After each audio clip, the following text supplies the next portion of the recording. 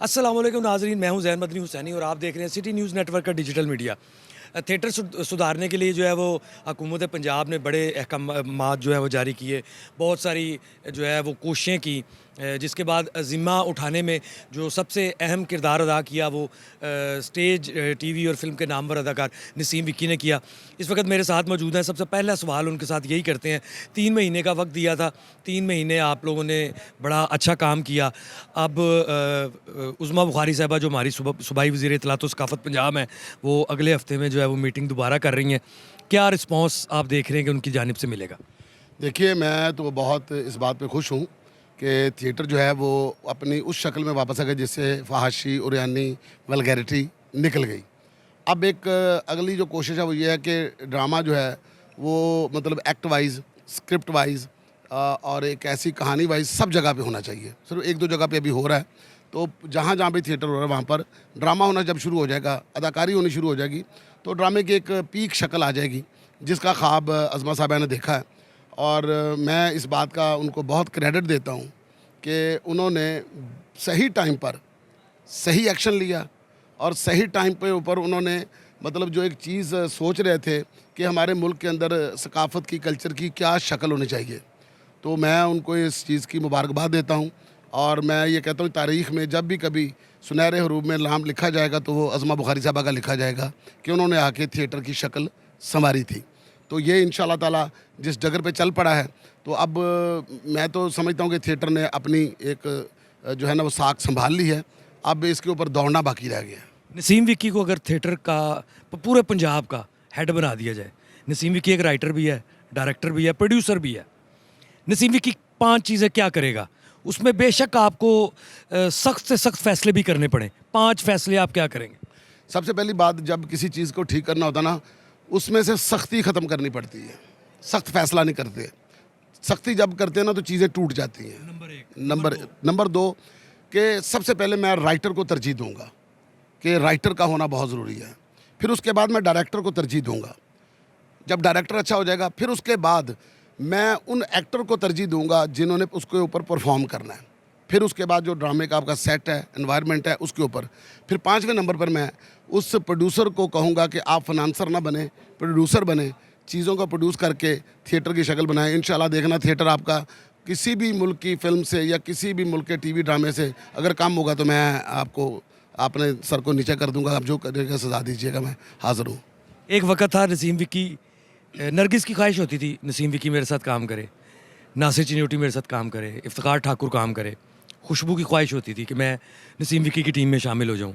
मदिया शाह भी इस theatre industry का हिस्सा रहीं, हिना शाहीन रहीं, रैम्बो साहिबा ने भी यहाँ पे काम किया। साहिबा भी एक वक्त की एक स्टार थी। कई ऐसे आर्टिस्ट होते थे जिनकी ख्वाहिश होती थी हम नरगिस के साथ काम करें, हम मदिया शाह के साथ काम करें, हम दीदार के साथ काम करें, हम उन एक्ट्रेसेस के साथ काम करें जिनके नाम पे टिकट बिकता था। आज वो दौर है कि आज ख्वाजा सराओं के नाम पे टिकट बिक रहा है। इसकी आप क्या वजह देख रहे हैं? देखिए, ये दुनिया के अंदर अल्लाह ताला का कानून है, हर किसी की बारी आती है। एक वक्त था जब पाकिस्तानी फ़िल्म का तूती बोलता था और पाकिस्तानी सॉन्ग जो थे वो एक सुपर हिट हुआ करते थे। फिर उसके बाद 90s के एरा के अंदर पाकिस्तान और इंडिया का मुकाबला हो गया। इधर से उनकी फ़िल्म, उधर से उनकी फ़िल्म, एक कॉम्पिटिशन चल रहा था, गाने आते थे। फिर उसके बाद आपकी फ़िल्म इंडस्ट्री बैठ गई, ठीक है। उसके बाद फिर टेलीविज़न ने जगह ले ली। आज के ज़माने में ना पंजाबी सॉन्ग आपका हिट हो रहा है, ना आपका फ़िल्म का कोई सॉन्ग हिट हो रहा है। आजकल सराइकी गाना हिट हो रहा है, ठीक है। फिर उसके बाद आप देखिए बॉलीवुड के अंदर उनकी फ़िल्म हिट नहीं हो रही, आज तामिल की फ़िल्म हिट हो रही है और साथ पंजाबी फ़िल्म हिट हो रही है। मतलब चीज़ें बदलती रहती हैं। इसी तरह मतलब हर किसी की बारी आती है। वो अल्लाह ताला ने जिस तरह किसी को देनी है ना, वो हर बंदे ने मतलब देखो, आप इसमें कुछ कह नहीं सकते। मौला अली सरकार का कौल है कि ज़मीन और माँ किसी वक्त कुछ भी पैदा कर सकती है। मैंने अपने इरादों के टूटने से अपने रब को पहचाना। मैं कहूँ जी कि मैंने शाहकार बनाना है, मैं नहीं बना सकता। शाहकार बनाए नहीं जाते, शाहकार बन जाते हैं। आप उनकी तरतीब ठीक कर सकते हैं। इस वक्त पंजाब के किसी भी बड़े थिएटर में किसी ख्वाजा सरा को कास्ट किया जाता है तो उसका ड्रामे का बिज़नेस बहुत हिट जाता है। इसका मतलब है कि तमाम अदाकाराओं की पब्लिक अब वो नहीं रही। जो पब्लिक है वो इन ख्वाजा सराओं को या इनकी परफॉर्मेंसेस को देखना चाहती है। देखिए, पब्लिक कभी भी किसी की ख़त्म नहीं होती। एक ट्रेंड होता है जो ख़त्म हो जाता है। कभी किसी का बन जाता है, कभी किसी का बन जाता है। एक वक्त था जब हॉकी बहुत ज़्यादा फेम थी, उसकी जगह क्रिकेट ने ले ली, ठीक है। अब फिर इसी तरह मुख्तलिफ़ चीज़ें आप देख लें, फ़िल्म की जगह पर थिएटर आ गया, ठीक है, टेलीविज़न की जगह पर अपना यूट्यूब आ गया। अब ये सारी चीज़ें बदल रही हैं। ये ज़िंदगी जो होती है ना, एक ताश की बाजी की तरह होती है, इसकी शफलिंग होती है, कभी किसी को बाजी लगी चली जाती, कभी किसी को बाजी लगी चली जाती है। जी नाजरीन, नसीम विकी की आपने बातें सुनी और बड़ी अच्छी बात की उन्होंने कि ज़िंदगी ताश के पत्तों की तरह होती है, जिसकी शफलिंग जो है वो होती है और ताश के पत्ते कभी ऊपर हो जाते हैं और कभी नीचे हो जाते हैं। अदाकार नसीम विकी की आपने बातें सुनी। नसीम विकी की बातों के बाद अब अदाकाराओं के पास चलते हैं और उनसे पूछते हैं कि उनका इस हवाले से क्या कहना है। मेरे साथ इस वक्त मौजूद है अक्सा मलिक।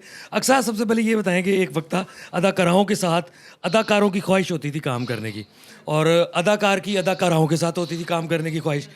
अब जो है वो ख्वाजा सरा जो है वो बूम पे आ गए हैं। इसका मतलब है अदाकाराओं की जो एक टाइम था वो ख़त्म हो गया। नहीं, बिल्कुल भी ख़त्म नहीं हुआ ना। देखें, अगर कोई ट्रांसजेंडर हमारे साथ काम कर रहा है तो वो एक ही कर रहा है, बाकी तो सारी फीमेल्स ही है ना। तो ये तो ना कहना कि अदाकारों का काम ख़त्म हो गया। हम लोगों का था, है और हमेशा रहेगा। अच्छा, दूसरा मुझे ये बताएं कि इतने महंगे महंगे अपना ड्रामे होते हैं और जो ख्वाजा सराओं को कास्ट किया जाता है वो इतने महंगे दामों में किया जाता है कि इतनी पेमेंट है जी, उसकी इतनी पेमेंट है, वो 10 लाख ले रहा है, वो 15 लाख ले रहा है।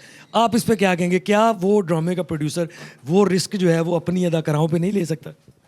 नहीं, हम पे भी लेते ही हैं, लेकिन ये है कि वो 1-2 वीक आते हैं, करते हैं। हम लोग तो कंटिन्यू करते हैं ना। तो वो कोई नया बंदा जब आता है या नहीं आके काम करता है, न्यू आर्टिस्ट काम करता है, तो उसको ज़रा प्रेफर करते हैं। और हमारी ऑडियंस भी इनको लाइक कर रही है, तो इसलिए प्रोड्यूसर भी फिर अफोर्ड कर रहे हैं ना। यानी इसका मतलब है आपने तस्लीम कर लिया कि पब्लिक जो है वो ख्वाजा सराओं को पसंद करती है। बिल्कुल कर रही है वो, मैं क्या, सब करते हैं। जी, अक्सा मलिक ने तो कह दिया कि ख्वाजा सराओं को जो है वो पब्लिक पसंद करती है, इसीलिए ड्रामा प्रोड्यूसर्स जो हैं वो उनको कास्ट करते हैं। वाकई दौर और वक्त जो है वो बदलता रहता है। पहले बॉलीवुड की फिल्में जो थी वो छाई हुई थी, लेकिन अब तमिल इंडस्ट्री की छाई हुई हैं। पहले जो है वो पंजाबी फिल्मों को इतना नहीं देखा जाता था, लेकिन अब पंजाबी फिल्मों को भी देखा जाता है। और वाकई पहले दौर सिनेमा स्क्रीन का था, लेकिन अब दौर जो है वो नेटफ्लिक्स का है। ये अल्लाह ताला ने उनका रिस्क लगाया है। ख्वाजा सरा मेहनत कर रहे हैं, टैलेंटेड हैं, वल्गैरिटी से दूर हैं। नहीं तो छुप के भी उनकी वीडियो बना के देख लीजिएगा। मैंने किसी से कुछ नहीं लेना, मैंने अपने खुदा को जान देनी है। यकीनन उनकी मेहनत रंग लाई है। ख्वाजा सरा हम में से ही हैं, इंसान हैं, और सबसे बड़ी बात है टैलेंटेड हैं। नहीं तो आइए और देखिए, नहीं तो आप खुद जाके देखिए। मैं आपको कहती हूँ छुप के देखिएगा कि जितनी वो इबादत करते हैं, जितना खुदा से डरते हैं, जितना अल्लाह के लिए वो बांटते हैं, आप और मैं तो तसव्वुर भी नहीं कर सकते। ये ऐसे नहीं, अल्लाह ताला ने इस वक्त पूरे पंजाब पे ख्वाजा सराहों का राज अल्लाह ताला ने किया। नहीं यकीन तो जाइए, पूरे पंजाब में देखिए इस वक्त हर थिएटर पे एक ख्वाजा सरा का राज ज़रूर है।